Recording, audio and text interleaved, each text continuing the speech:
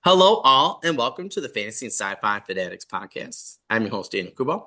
Today, I have me a very special guest, Colin JD Crooks. How are you doing today, Colin?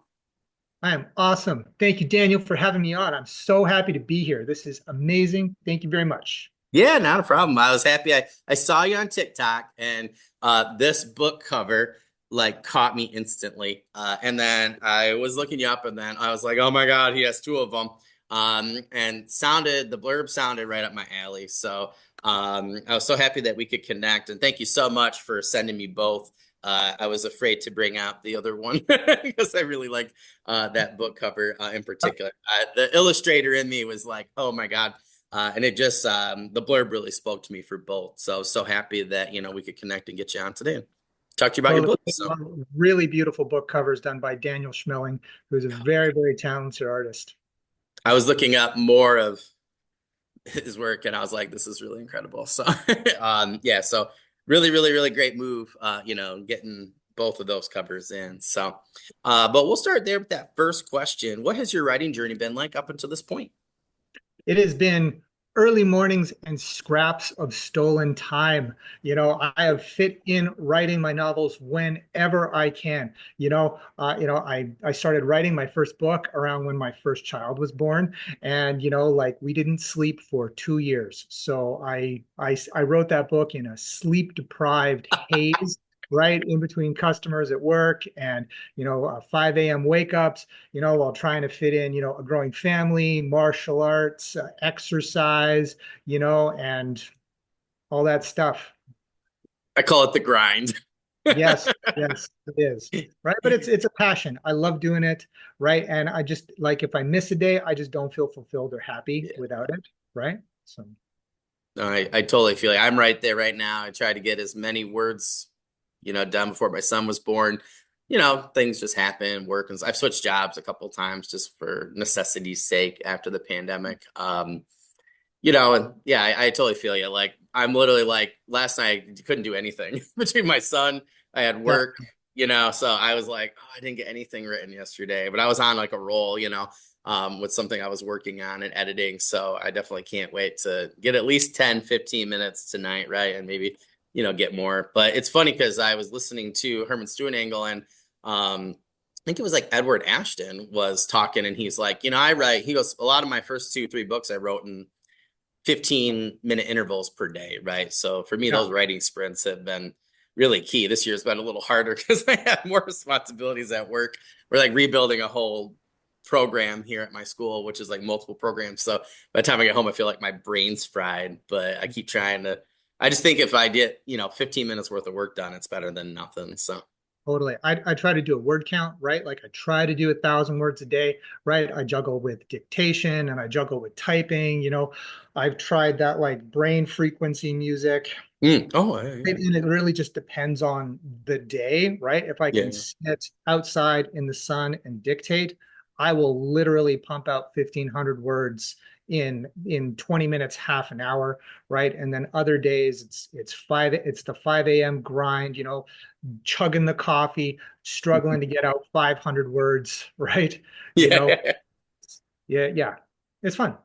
yeah. My friend, he's like, "What keeps you going?" He goes, "How do you do this?" I'm like, "I just want to write." I'm like, one day I'm thinking like, and I always say, I'm like, I love being a dad more than author and a teacher. So I'm like, I always just put stuff aside, but I keep trying to get there. Because I know at some point, like, I know my kid's not going to want to hang out with me anymore. And one day I'll have all the time in the world to write. And I just talked to Jeffrey L. Kahonik about that yesterday. And he's like, yeah, at some point, my teenagers, started leaving the house because I more time to write. But yeah, it's one of those things where it's like I feel like if you have to do it, you have to do it, sort of thing. And I just have characters, right, that are just like, hey, we want our story told, so you just gotta push any way you can. But it is definitely a grind, and definitely need the coffee at 5 a.m. So Totally. And it's also great to have those kind of priorities as well, and just know that you're working on a goal, you're pushing yeah, forward.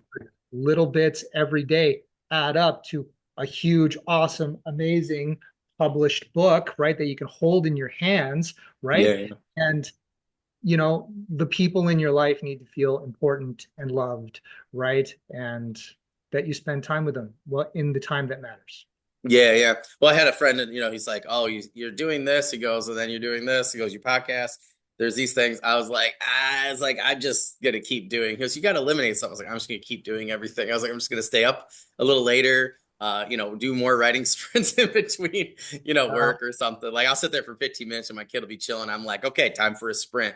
And but I feel like it's also important for me to get this thing done and done well so that when my kid is old enough to understand. I just think it's going to be so cool. My kid's about to turn 2 in January, and that's like one of my main goals, right? I just think it'd be so cool for him to grow up like, yeah, my dad's a teacher, but my dad's also an author. I think that just shifts your perspective, growing up a lot more. And I just love Jim Butcher and his son's oh, relationship with writing, and I just think that's super cool. Or like I've went to a lot of my uncles. My dad had a lot of books, and I loved growing up with a lot of books. So I don't know. I think that relationship piece, has a lot to do with it too. But again, it's about goals, right? And like what's important to you. So everybody has different ones. So that's why I was asked that question, because we all have the same goal, which is to write a book, get it out there. But I think how, like you kind of mentioned, like how we get there, is different, or maybe why. But in the long run, we're all trying to do the same thing, which is cool. So. definitely. And like my dad's relationship with books, right, is primarily the reason why I love books so much, right? Because he was Awesome. such a big influence and such a huge reader. We like different genres, Yeah, yeah, yeah. but like we come together on a few novels, right? Like The Expanse, and like, and we can really have these amazing, wonderful connected moments over the things we love.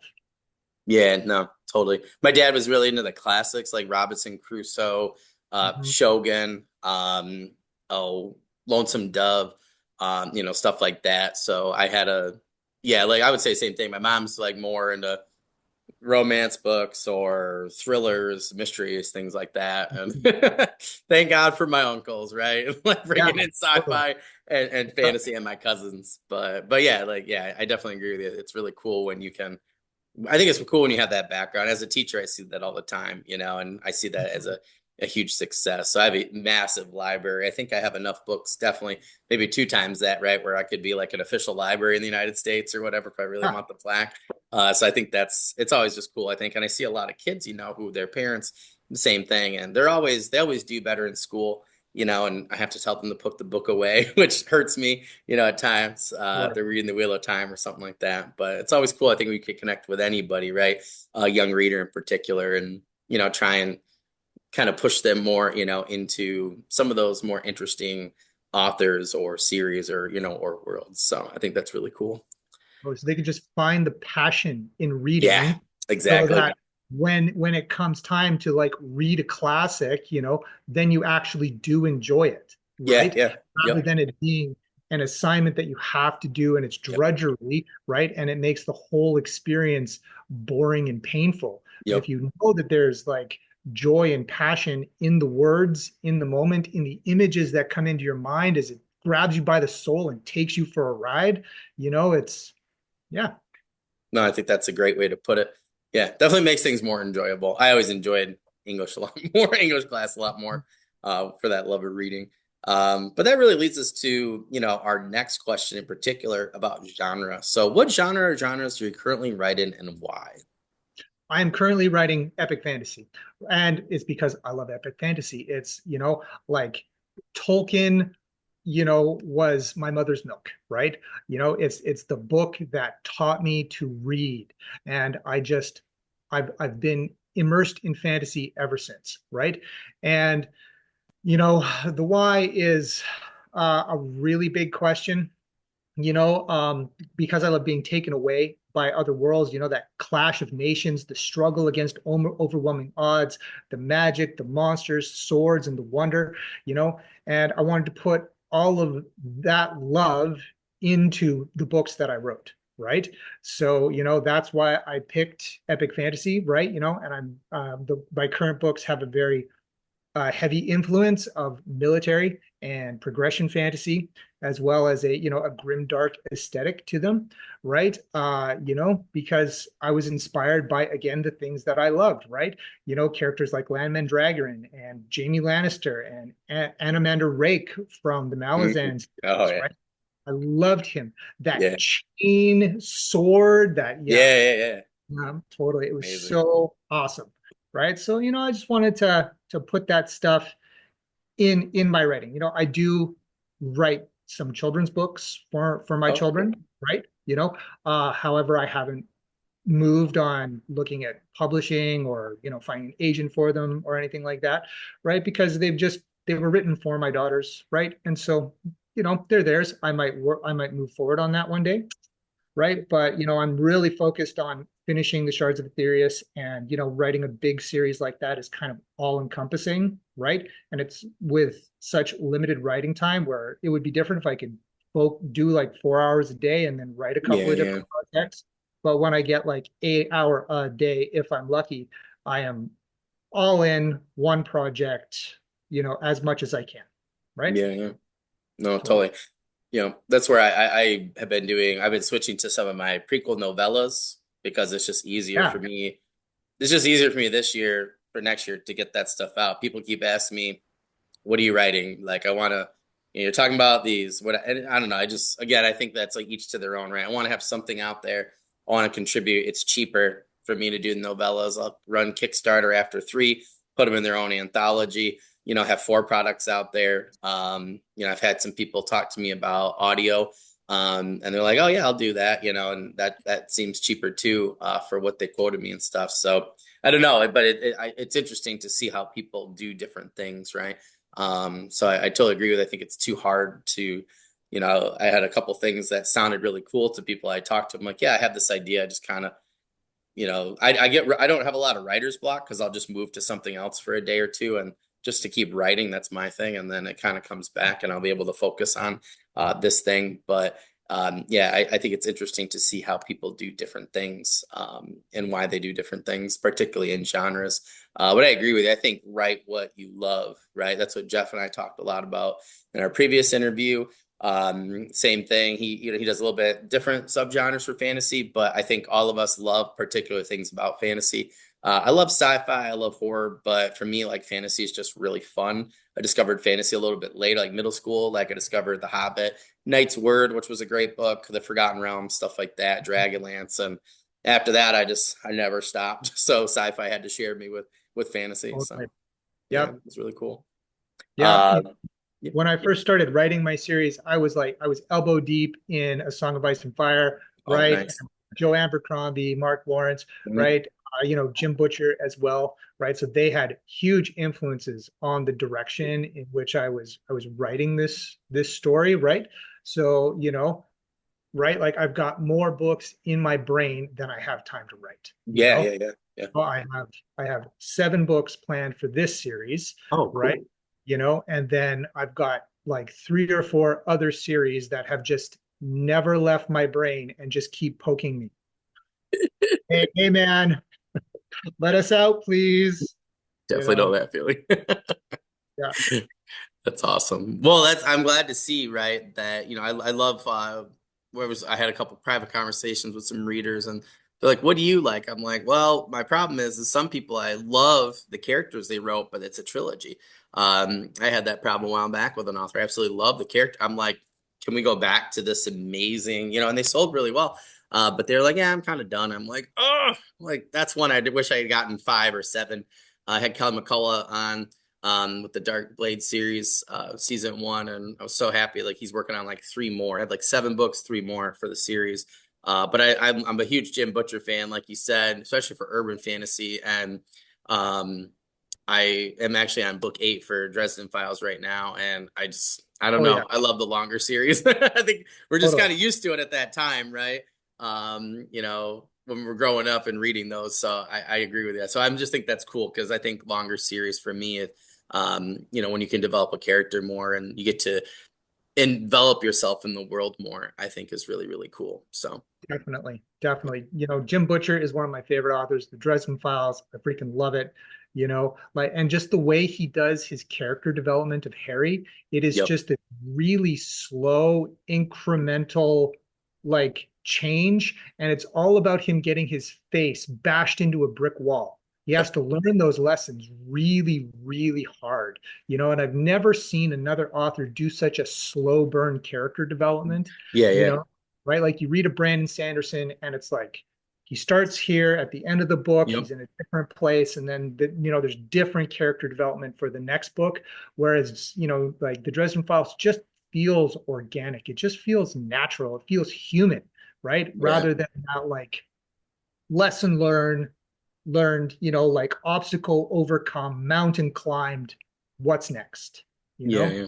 So yeah. Well, I'm like, so like I'm in a spot with Mouse in particular, and no spoilers, but for people, but I think Mouse is an interesting character or an example of Hmm. Jim's ability to write and give you little kernels, right? So when Mouse is a puppy, you're like, okay, something's not quite right here. And then very slowly, and I'm in book 8 and I'm like 54% of the way through, and you get another little kernel, like two kernels of Mouse being X, Y, and Z, not your typical dog. Now, most people, even with something like a secondary character or an animal companion or whatever, same thing, right? Beginning of the book, end of the book, this same thing, right? He's very particular, which I would agree. But I think it's not even just Harry, it's the other characters. Michael's another good example in that particular book as well, and Michael's daughter, and even like Charity, his wife.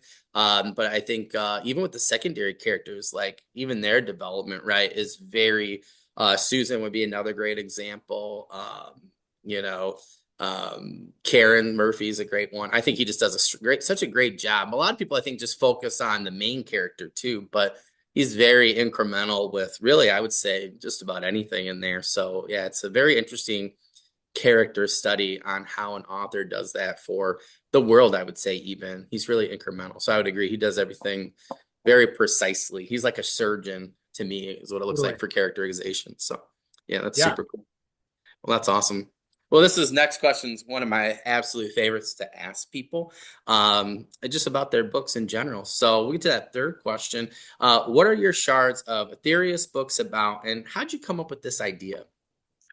Okay, so book one is about a hard-bitten, remorseless warrior on a redemption arc in the backdrop of a multi-nation war, right?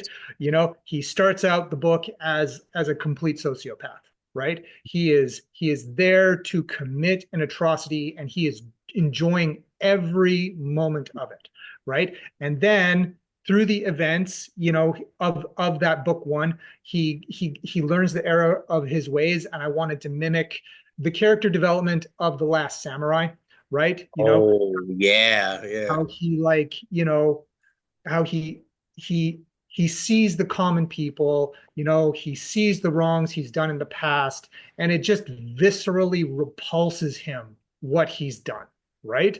And then he's just unable to reconcile who he was with where he is and what's next, right? So then the future of the series is about Roderick, my main character, being dragged through the mud, right? And then building up this intolerance to tyranny and injustice. And then how he rises up to become, I mean, I don't want to give too much away, but Yeah, like yeah, yeah. rises up to become a pillar of virtue and morality in a dark, gritty, brutal world that, you know, needs a character, a person to shelter those who can't shelter themselves, right? So that's ultimately the direction I'm taking in the series, right? And book two, Blood Mage, is very dark, right? It's got a very dark ending, right? And I did that on purpose, right? And one of the things I tried to do with this series is foreshadowing, right? Like I again, I don't want to give too much away, but I pretty much tell you exactly how the book series is going to end in that first 5 chapters, Hmm. right? And so right, the foreshadowing, like all the events have have been foreshadowed, and I do subvert some plots. I do subvert expectations, right? So Hopefully people enjoy that because I certainly enjoyed writing it, right? Some people, you know, have, said this is good, but I hate you for doing this. But, so anyway, hopefully it's enjoyable. I get that. I get that. I get that so hard in my soul in book club. It's an ongoing joke between my best friend and I because we read Malazan Book of the Fallen. I won't say which of the 75 characters that Erickson kills throughout the Yeah, series, but one in particular, I'm like, why would you yeah, do that to this character? And I've never gotten over it. So now every time we read like we're reading Way of Kings, there was a point where I was like, I love this particular character. And no, it's not Kaladin. But I really like this other character. I was like, please don't kill this character. yeah, uh, totally. and, I was so stressed to finish that book. So yeah, But I it's a definitely lot understand. different than reading a George R. R. Martin, right? Because Yeah, when yeah, George yeah. R. R. Martin, kills a character he kills in book one, you realize that nobody is safe and Yep. everything can change, Yeah. right? That was the big thing that like the show dropped the ball of is that, like in those last three seasons, major characters died and there was no world spanning repercussions like there was in episode one and two, right? You Yeah, know, yeah.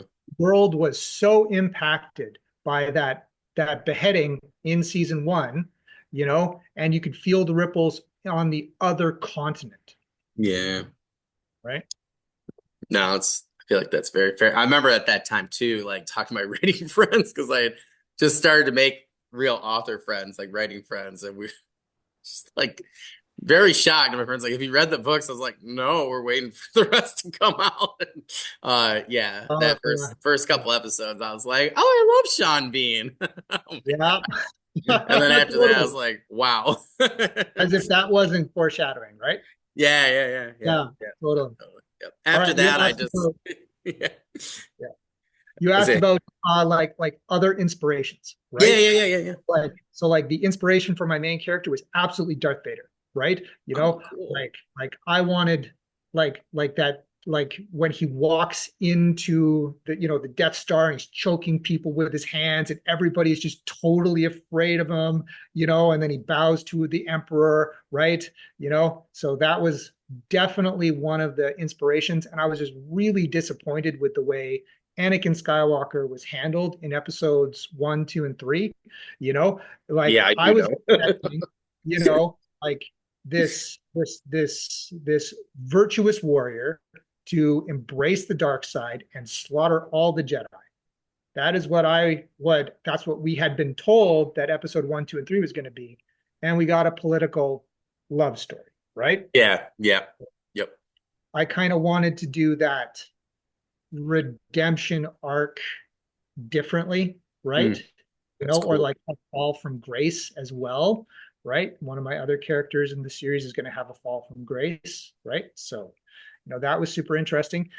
And one of the magic systems in my book is called the Path of Ascendancy, right? And, in this book, people die and the afterlife is a real thing. I wanted to write a book where gods you could reach out and touch them, right? They ruled the land in place of kings, right? And those were the gods of the mortal realm.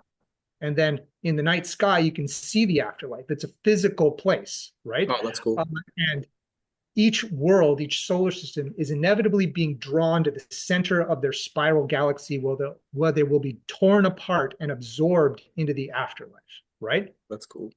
So the whole point of the conflict between the gods is that they they have to survive until the sundering so that they can ride their shard of Etherious into the afterlife where it's absorbed, and then they become part of the greater pantheon, which is the Hmm. ethereal battle, and then it's the ethereal battle is the eternal war of the transcendent gods and all the souls they harbor, right?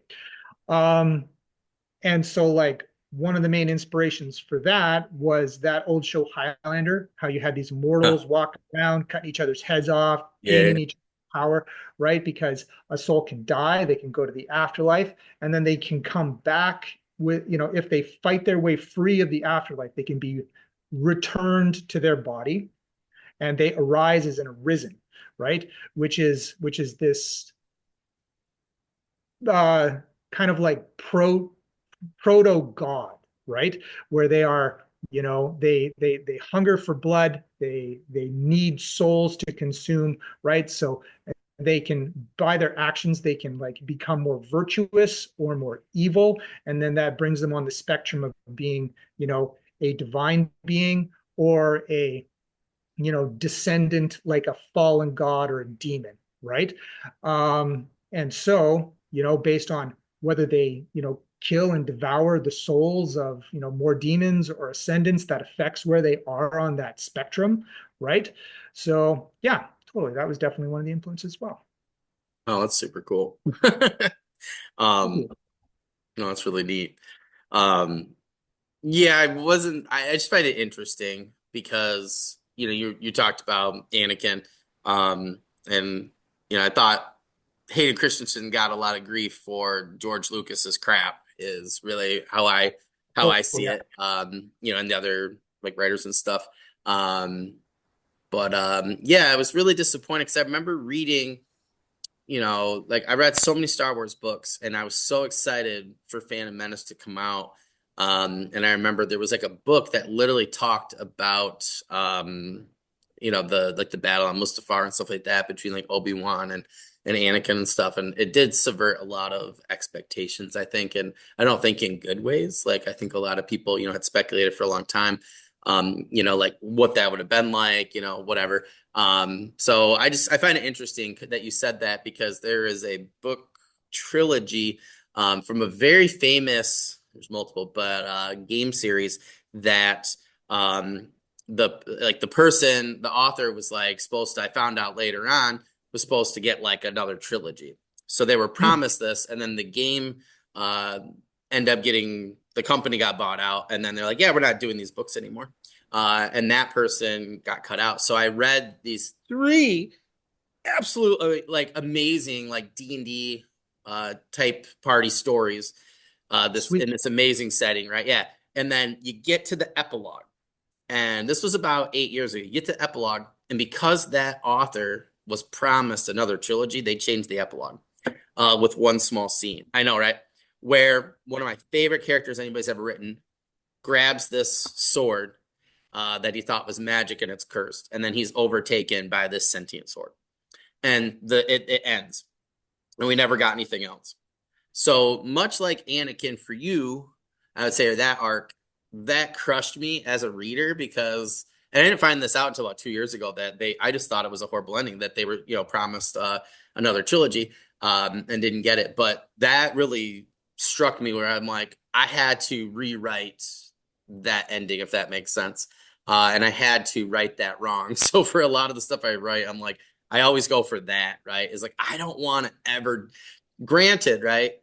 I can do that as an indie author, right? You can do 7 book series, right? But I Yeah. think that's what appeals to me as indie, right? If somebody else wants some other stuff, I have certain things I write where if that, they want it traditionally or whatever, they can have a say in it, whatever. But there's other stuff where I'm like, I absolutely want it to be how I want it because of those expectations, if that makes sense. So you and I have both been wronged in a way. So we No, use right? writing to writing to try to right that wrong for ourselves and others, which I think is really cool. So I definitely connect when we're saying that in particular. But Yeah. absolutely cool ideas though. But again, I feel like a lot of that, which I have to give you some credit here, Colin, your blurbs to me really quickly like spoke volumes about the world building characters, and the grim darkness or epic fantasy, Yeah. things that are coming out with not just the tropes but just like the style.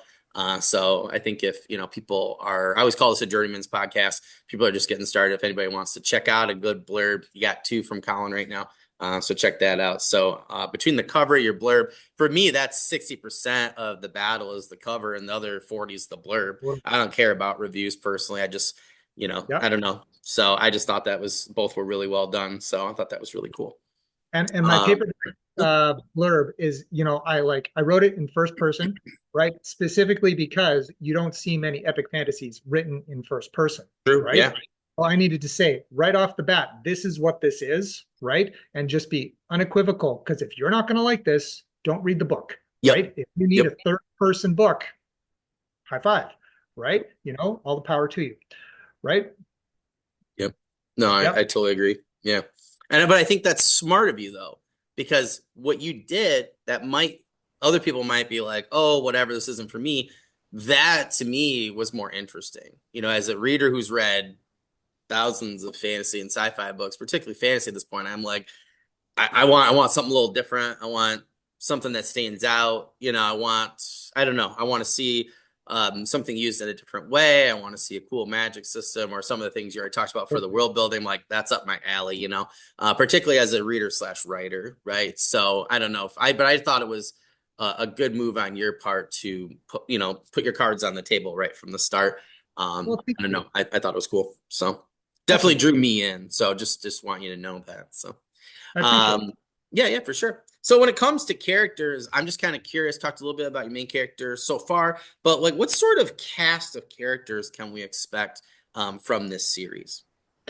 So my main character is Roger Corwin, right? And I've already talked about him. His alias is Avatar Wrath, and he's the avatar of Wrath for the god of war, who's named Kyber, right? And the gods of my world are very morally gray, right?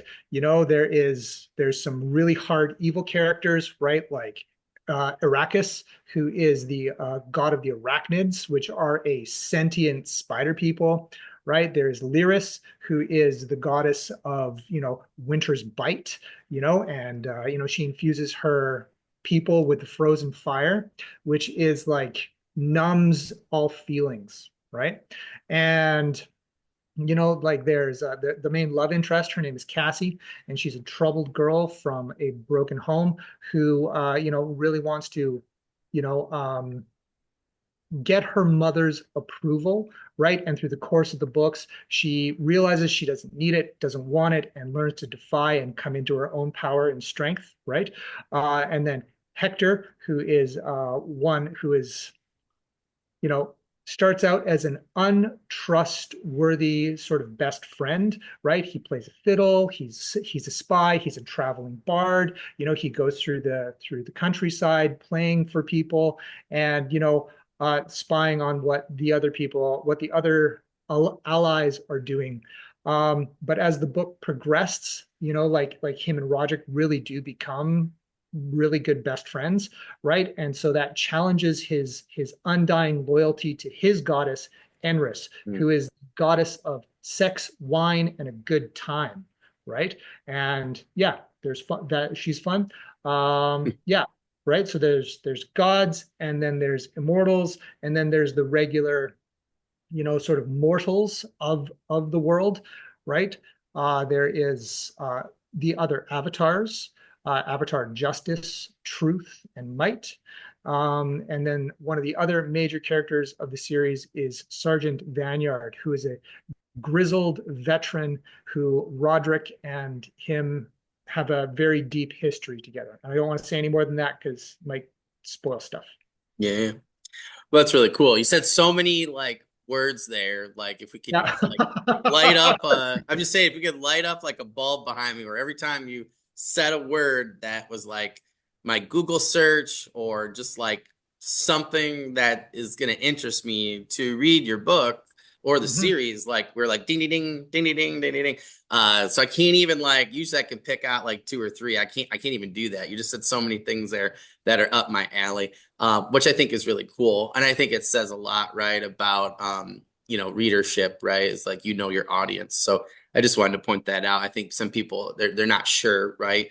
Like who's gonna like it or whatever. So they're not really sure what to say or or how to sell, themselves or their writing or the characters of the books. So I don't I feel like you definitely know, what you have and where you're Yeah. going and who's gonna enjoy it. So I am your audience, Colin. So Sweet. there. So I was gonna say I forgot to mention earlier. kind of I'm writing very similar type fantasy characters, I would say, Yeah, in certain ways, because that's what I love. Like I love reading the old school Luke Skywalker, 90s Paladin, 80s Paladin, whatever, But I also really enjoy flawed characters that learn lessons. Your Johnny Lawrences, if you will, of the fantasy or sci-fi genre. I love Cobra Kai. I love the redemption arcs. yeah, Um, and even if they're not fully redeemed or whatever, but just different ways of people doing that. But yeah, I think it's really cool, the characters, like the cast you have here. I'm glad I asked you that question because it makes me super more excited. But I bring that up because I'm actually doing like my friend, he's like, what you love like Justin Lee Anderson's like The Lost War, right? He's like, you got some very roguish people, whether, whatever their class is, but they're rogues, right?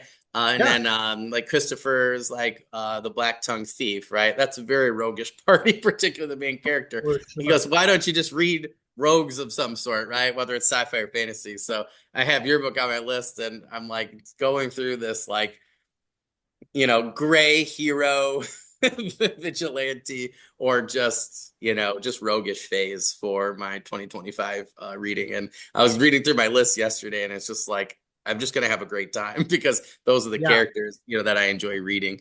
So I think that's really cool. So we definitely got you on the right list for me for totally. 2025. So Yeah, I recently read a coming of age story, and I am just past that, right? yeah. Like, I didn't enjoy it as much as I should have because it was a good book, right? You know, uh, but I don't know, man. I'm just a dude in my 40s. I'm jaded, I'm old, right? I just want to read about dudes in their 40s who are jaded and old, right? And now we know So, why you like Joey Abercrombie so much. yeah, totally. That's awesome. But I think that's a good point though. It's like Joe, I haven't read Joe yet because I have so many and I don't even know. I bought so many, but my friend and I have been rearranging book club for different authors so much and it's just been tumultuous. So at some point we were just like we just got to start reading stuff. So we were with Mal's and Book of the Fallen. So and he's like, "Don't read Abercrombie without me." I'm like, I told him that I was like, Yeah. I might just have to just bypass you. But yeah, but like I've talked to so many people, listen to so many podcasts or Joe talk, and I don't know, I think it's cool that he has so many different characters from different walks of life, different ages, right? Because all of us can find somebody at some point to relate to one of those characters in a story. And they have real life problems like the rest of us, right? They had to eat, sleep, and not die, in a day. So yeah, I totally agree with you there. Like there are certain stories I used to read where I'm like, yeah, okay. Like Richard Flanagan's the Ranger's Apprentice series, like, 12, 14 years ago when I discovered him, I was younger, like I was like mid 20s, but the character was also getting up there. And now I tried to go back and re-listen to him. It's just not really the same thing. So I totally get. I still enjoy him. He's a great author, great characters. Recommend it. But yeah, it's a different point in my life. So now I have a kid. So I was talking to an author the other day, and she was like, "Yeah, I had my main character, and actually I had Dr. Holt on too, and his main character is a parent, and has to like discover like both their characters have to discover as a parent." How you protect your kid, but also save the world at the same time. So I'm like, oh my God, that is stressing me out just thinking about it. I So know, right? yeah, it's cool to see characters at different points, and read about them, right? Because we're not all mid 20s anymore. I love reading about a character like Adrian M. Gibson's like Mushroom Blues, like his main police officer. She's like mid 50s or 60s, and she's talking about when she has to get up in the morning, snap, crackle, pop, right? I'm like, I feel you. You know what I mean? She's like, Yeah, run totally. up, and she's a smoker, so she has to like run up these stairs. She's like, and I'm like, I get that. I work on a college campus. I'm like, I went to the gym the other day, and then my kid, I had to carry him all around for Thanksgiving, Halloween, and it was just like it was nuts, right? And I was so sore. So I totally, when someone writes a character realistic like that, like my age, I'm like, I totally get that. So I just think that having different characters, at different ages, experiencing different things that we experience, I do agree with you. I think you connect a little bit, differently and in different Absolutely. ways. So yeah, I think that's a really good point that you brought up. So it's really cool. Well, that sounds really awesome. I'm excited for book one. I'm glad you sent me book two. I probably won't be able to stop. But what was your main focus when it came to the world building for this setting? Immersion. I wanted it to feel Good immersive. word. Right? And the way I do that is by trusting the reader's intelligence, right? I try not to have any info dumps, right? Explanations, right? When you start out the book, my main character, he knows everything. He's lived in this world, right? So a lot of stuff is just taken for granted, and you see things through his eyes. He's not going to comment on how a piece of technology works, right? Or like what this fantasy race, really looks like, behind the mask they show the world, right? Because he just knows, right? But then something happens in the book where he gets a reset, right? And his memories are no longer trustworthy, right? Mm. So the things that he knows some of it, um, but he doesn't really know all of it, right? And one of the main influences for this was the way that Steven Erikson did his world building, right? Mm. And I didn't want it to have it be such like a hard wall, steep learning curve straight up, right? I wanted to be a slow trickle, but I really wanted that feel of like, a Dark Souls game where you come into Oh a yeah. new room and it's like it feels like you can expand. And anyway, you know, right? So, he sees things and his memories aren't really trustworthy. So you get this like drip feed of the magic systems, of the world, of him experiencing things for the first Mm. time. And a lot of it feels really familiar and he feels like he should know stuff, right? And he starts to question whether his own emotions and memories are trustable, right? And his own points of views, whether he can really trust that. So, right? Yeah, that was the main thing I wanted to do with world building was have it feel real and be immersive and not take you out of the story. Oh, that's really cool. Yeah, that first Gardens of the Moon, like 60, whatever, 58 to 65 pages, depending on Oh yeah. the the book you have. He like just tries to drown you. Like you swim or you sink, right? Totally. So And he does that for 3 books in a row. yeah, yeah, yeah, yeah, Three yeah. books in a row, Like, right? Like you finish book one, you're like, okay, I have my footing. I know what's going yeah, on. You start book two, completely different characters, completely new yeah, setting, right? And you're like, I don't care about this stuff. You finish book two and you're in tears, right? Just yeah, like emotionally wrung out, you yeah, know? yeah. Then book three is the exact same. It's like, who the heck is this? I don't care. Yep, And then he winds up being your favorite character by the end of the yep. series, right? Yeah, yeah, yeah. He You know? like book two, like Dead House Gates. Oh my God. I got in and I was like first 60 pages. I was like, I don't want to read this one. And my friend's like, no, no, no. Like I credit my best friend for us getting through at times because I was like, and then we get going and then I'm like, okay. And when you get to the part where it's like a D&D party on an adventure and then there's other stuff happen, I'm like, okay, cool, let's go, you know? Yeah. But yeah, I totally agree. And that's like book three, you're like, what are we doing? Where are we at? But yeah, he ends up being one of my favorite characters for the entire Yeah. series. So yeah, but like his ability to give you new characters in a book and then have them be one of your favorite characters, I don't know. He has such an ability, which is like crazy. But and Sanderson talks about that too, right? Like Brandon will get, you and I aren't gonna get right? 200,000 words to make an impression or 250, right? Yeah. Like we got to be able to do that shorter because, it's the same thing with Erikson. By the time you get to the later books, like, I'm like, are we really going to read an extra like 500 pages of stuff that we don't need to read? But then it's going to end up being somewhat interesting or giving us more character. I don't know. He's got a way about him. Definitely not my style of writing, but I definitely enjoyed reading it. I felt like my brain hurt once we got done. But yeah, it was just a master class. And here's a new character. You're gonna love this character by the end. Like I've never Yeah. seen someone be able to do that in a book, let alone one epic fantasy book. I don't know, especially a new character. It's Yeah. it's really incredible.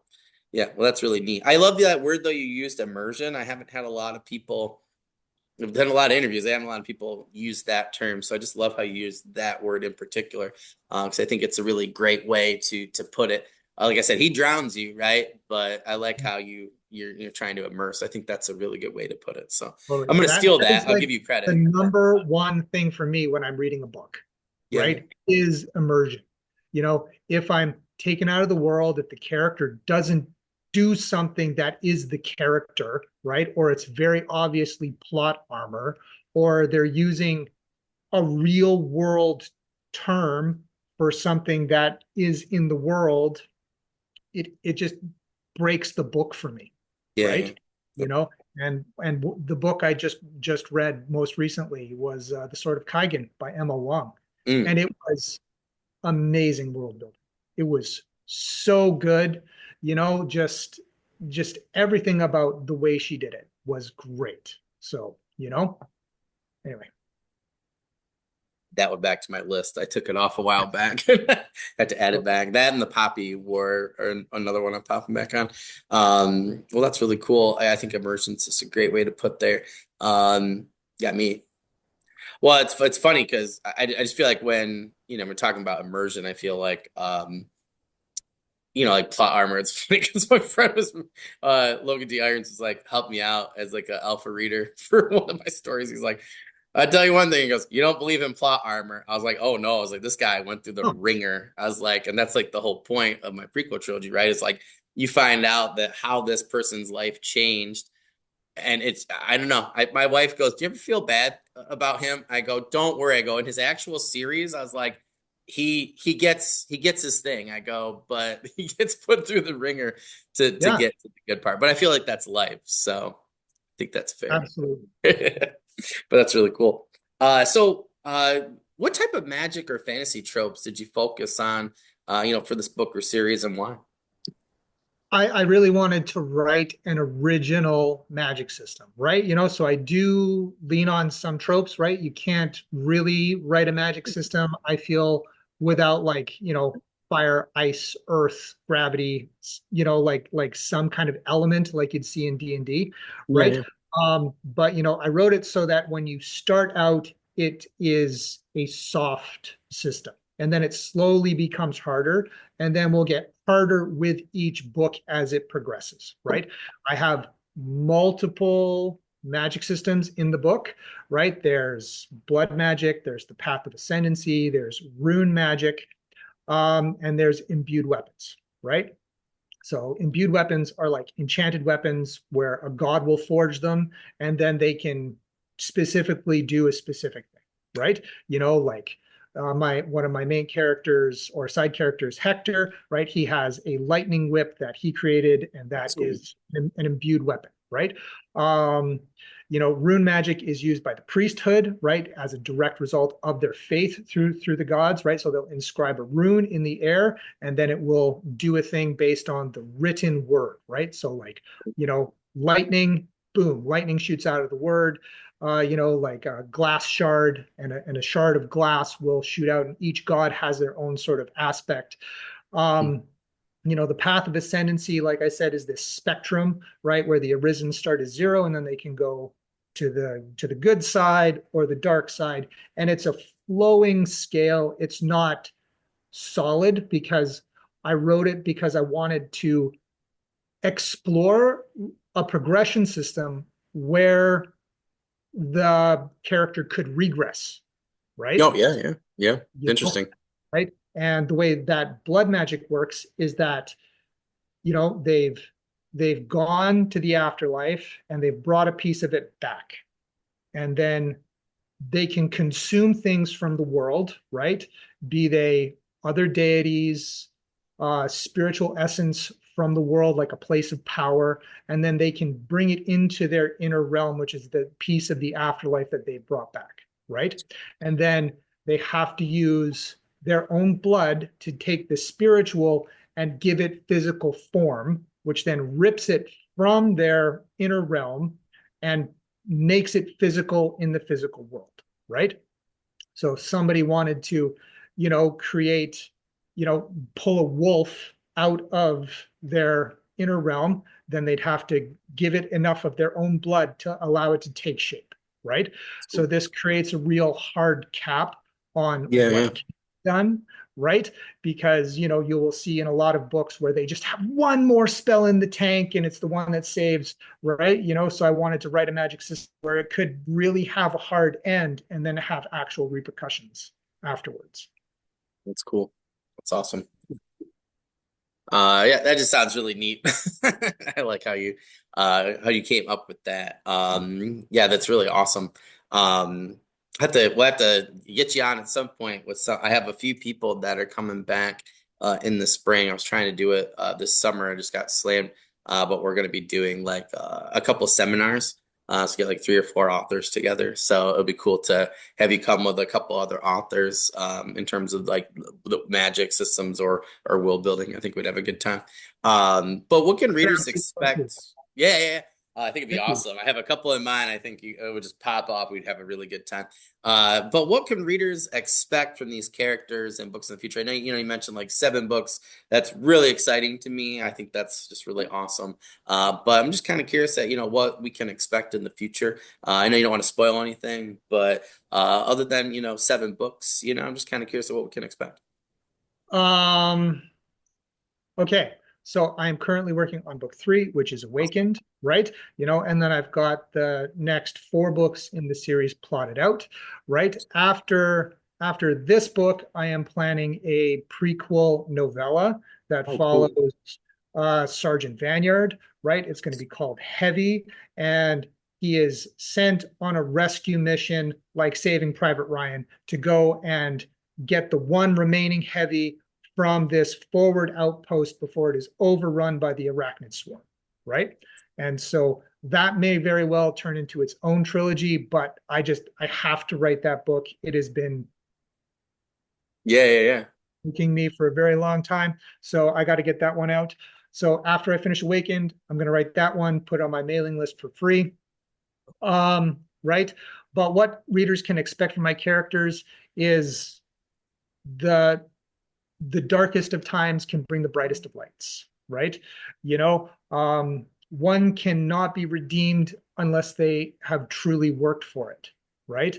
And that's where I'm at with this series, right? So, like, you know, yeah. Does that make sense? He totally does. I That's want to got to say, be a t-shirt, by the way. That's such a good yeah. quote. Thank That's really cool. But no, that makes total sense. You got to go through the crap before you can get the reward. Or I would say work hard, play hard. You can't play hard until you work hard. But I think redemption, I agree with you. I think that's just cool. I bring up Cobra Kai. They didn't just be like, oh yeah, Johnny's changed and he's Yeah. this good guy. Like he still have a lot of flaws. But I liked how they did Daniel's character too, because he's not 100% good or right all the time. He still is a hothead. He's still, he's flawed. They're both flawed and teach each other in different ways. That's what makes it interesting to me.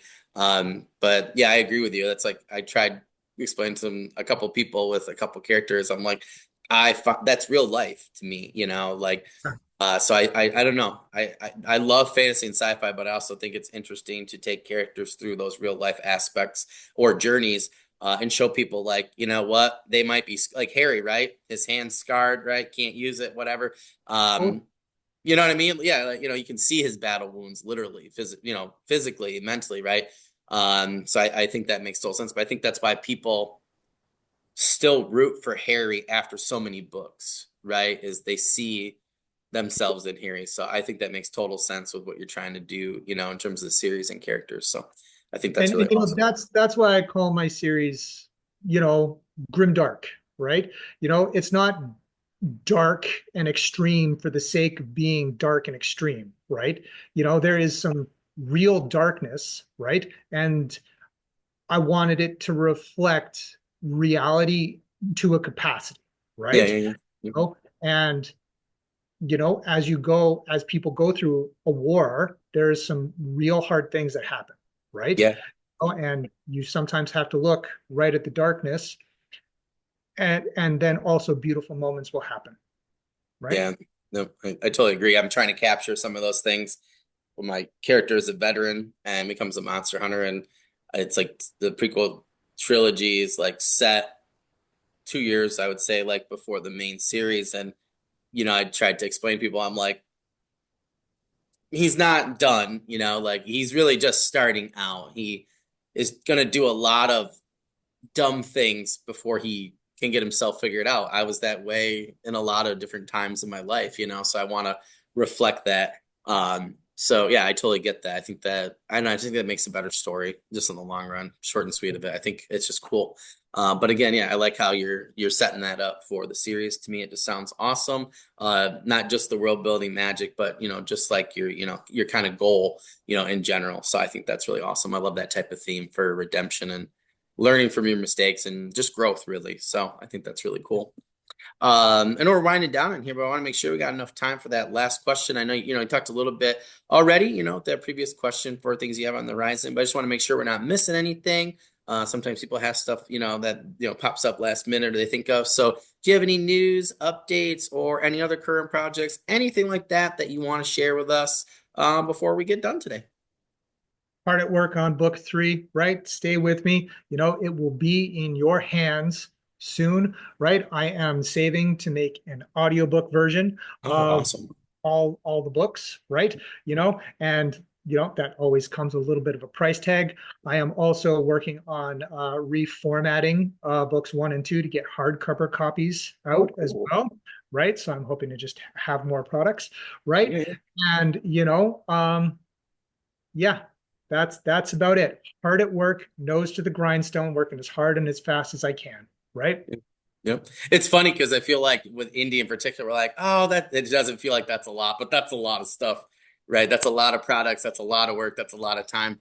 So I just want to, commend you on that. I think a lot of us, we forget at, like how much time, energy, and money, all that what you just said was, and particularly we have to work at a faster pace, than the other markets and stuff. But I think sometimes I just want to point out and celebrate, indie authors and creators because I think we forget how much we do sometimes, if that makes sense. So that all sounds really awesome. I just want to remind people. Oh, sorry. Go ahead, Kyle. I do have a prequel novella called Eclipse that is free on my website with a mailing list Oh, sign. okay. Yeah, totally. And it follows Cassie, the main love interest, right? And it Write that down. explains how she winds up in the situation she's in, where my main character meets her in book one. And those questions are not going to be answered throughout the series. So you have to go download that prequel novella from my mailing list with a mailing list sign up to get those answers. Okay.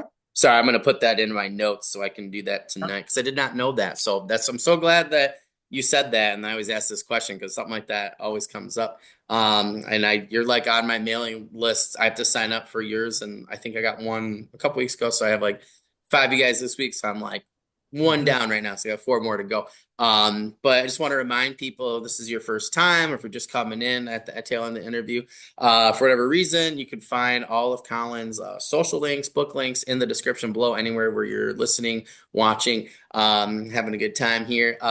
So just make sure you go there. I want to make sure we're reviewing all products for directors, authors like Colin, creators, whether they're indie or traditional. It just helps everybody, including our, like Colin, you already said, right? Your cover artist, right? Editors, any of those people, right? It just helps everybody in general. So I just want to remind our audience of that. Colin, thank you so much for coming on. I'm so thankful that you sent me the books. Thank you so much. Like I said, that book mail video will be coming out. You are on my list, so I'll have another video actually next month for my anticipated reads. I'm actually going to put that in a 2-part video. It's just I'm trying to do like 40 books, so it'll be like 20 and 20. So you're on my list for book one in particular. So I'll send that to you as well and then relink these later on once I get that. But other than that, my friend, I'm really excited to, start both books and to see where the series goes. But yeah, I'm on TikTok. If there's anything else, yeah, please show that one because I left it at home. I love the first one, Age, but that one really hit me. no, It just, the I don't shine. know. There you go. That's better. Yeah, yeah, yeah. It just hit me in particular. I love both with the red, but that one I really love. Yes. First one was cool with the sword and the tree, but I love that one. It just reminds me of an old D&D adventure that I used to go on in a video game, and it just brings back that nostalgia. So he did a Oh, great job oh, with that. So that's cool. thank you. Yeah, for sure. If there's anything else that I can do in the meantime, love to have you back on. When you're prepped for book three. So keep me in mind for the tour stuff like that. And other than that, send me anything on my blog and I'll get it up on the podcast site and on all of our social media. But other than that, my friend, good luck with writing book three. And I look forward to downloading the prequel as well and to getting through, and get caught up to book three. But other than that, if there's anything else you need at all, you just let me know and we'll get it done for you. Awesome. Thank you so much, Daniel. Yeah, This for sure. really, this was a really amazing conversation. Thank you so much for having me. I'd Yeah, really yeah. like to meet you in person. and Yeah, have a drink. yeah. No, for sure. Yeah, we'll try and connect and try and make that happen. But other than that, Colin, I hope you have a fabulous rest of the day, and I will, talk to you soon on social media, my friend. Yep, you too. All right, see you later. Bye bye. Bye.